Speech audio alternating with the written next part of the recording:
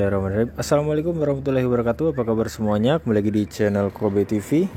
Oke, di video kali ini kita akan membahas tentang seputaran trotolan, yang mana yang akan kita bahas adalah hal yang membuat trotolan rusak atau sia-sia ya dalam merawat trotolan pada saat sudah dewasa. Oke, jadi yang pertama adalah seringnya kekurangan makan dan minum. Ya, jadi trotolan ini fisiknya itu sangat lemah ya, gampang sekali mati. Jadi trotol ini atau murai batu itu adalah burung yang fisiknya nggak terlalu kuat ya. Bahkan dengan kacer pun masih jauh kuat kacer. Dari porsi makannya juga berbeda.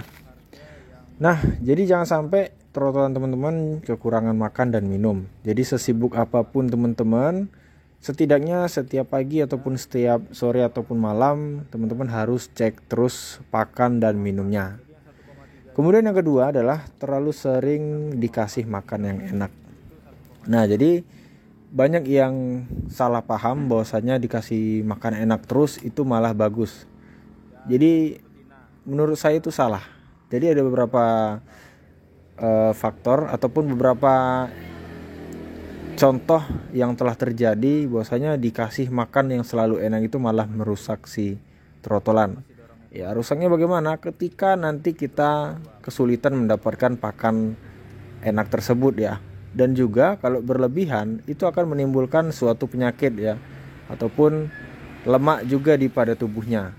Nah, jadi usahakan jangan teman-teman sering-sering kasih makan enak ya, diatur aja, misalkan 3 kali seminggu atau 2 kali seminggu atau 1 kali seminggu ya, kebiasaannya aja ya, jadi nggak perlu dipatok-patok atau ditakar-takar.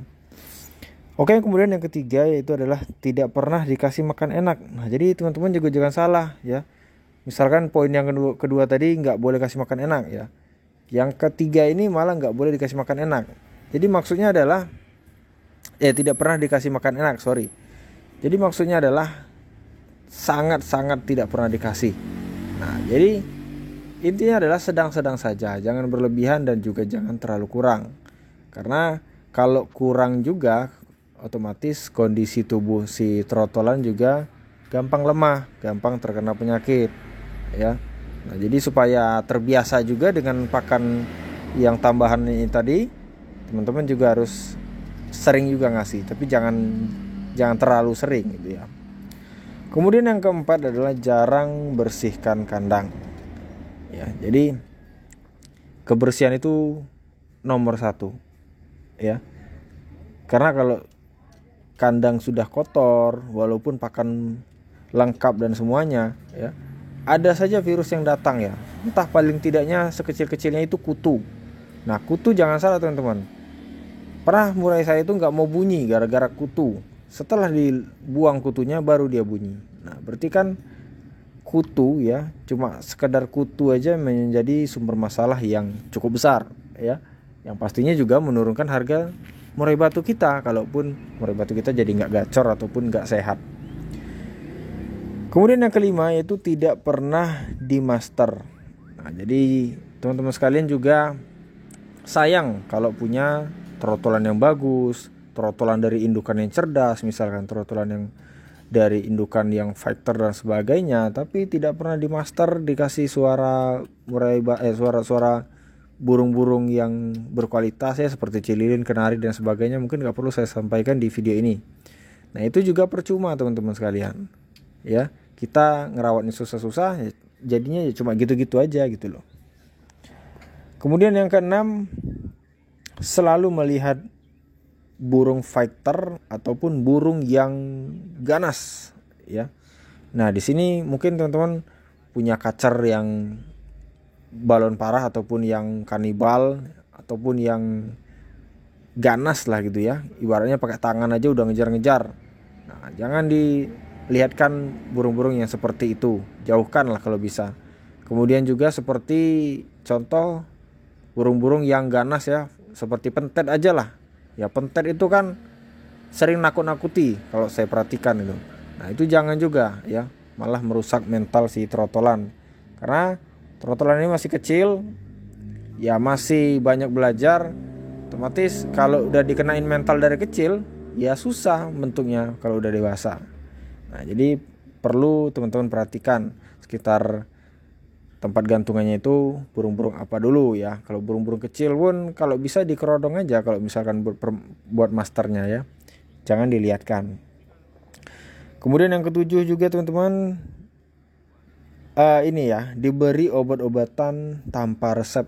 Nah, di sini maksudnya adalah kita itu membeli obat-obatan yang nggak jelas, ya, tujuannya juga nggak jelas.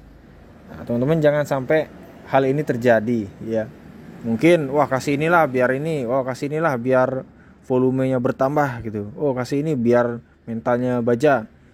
Jangan teman-teman, jangan sembarangan kasih, karena setiap obat-obatan itu pasti ada fungsi dan tujuannya ya, jadi jangan sembarang pakai.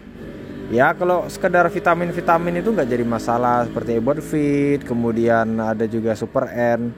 Itu kalau kondisinya juga keadaan sakit. Tapi kalau nggak sakit ya mungkin cukup vitamin-vitamin aja yang jelas gitu teman-teman ya, yang tidak banyak efek-efek yang terjadi pada tubuhnya nantinya.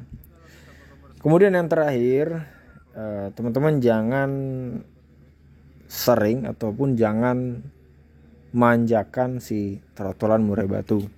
Nah, hal yang terakhir ini adalah sering banyak terjadi. Tapi kalau teman-teman memang fungsinya untuk dijinakkan, ya itu nggak jadi masalah. Cuma kalau teman-teman yang mana tujuannya nanti untuk ke lapangan, saya sarankan jangan dibiasain dimanjakan. Contoh hal kecil aja, ngasih jangkrik pakai tangan, itu jangan dilakukan ya. Kalau bisa itu jangkriknya itu di tempat khusus ya. Nah kemudian pakannya jangan disatukan, misalkan fur dengan kroto, fur dengan jangkrik itu disatukan, itu jangan. Itulah yang membuat si trotolan pada saat dewasa nanti malah suka nyerak-nyerak, karena dia udah biasa nyari-nyari jangkrik di tempat pakan wadah purnya tadi ya, jadi ditempatkan khusus. Nah juga jangan teman-teman biasain kasih pakai tangan ya. Mungkin sering lihat di postingan dijual murai batu dikasih jangkrik di tangan ya, itu jangan, itu jadi terbiasa. Dan juga si murai batu kalau udah terbiasa seperti itu, kalau lihat kita dia turun karena mau minta makanan tadi. Tapi kalau kita turunkan dulu, kemudian kita siapkan, ditaruh di wadahnya tersendiri, udah kita gantung lagi, itu nggak jadi masalah ya. Jadi dia teratur gitu loh.